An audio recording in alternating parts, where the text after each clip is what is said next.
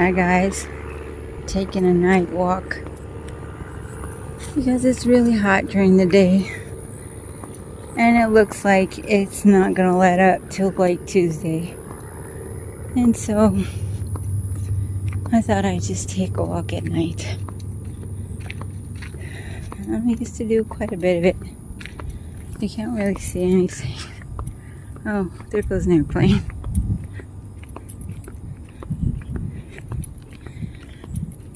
It was only 103 today, so a night walk is a really fun thing.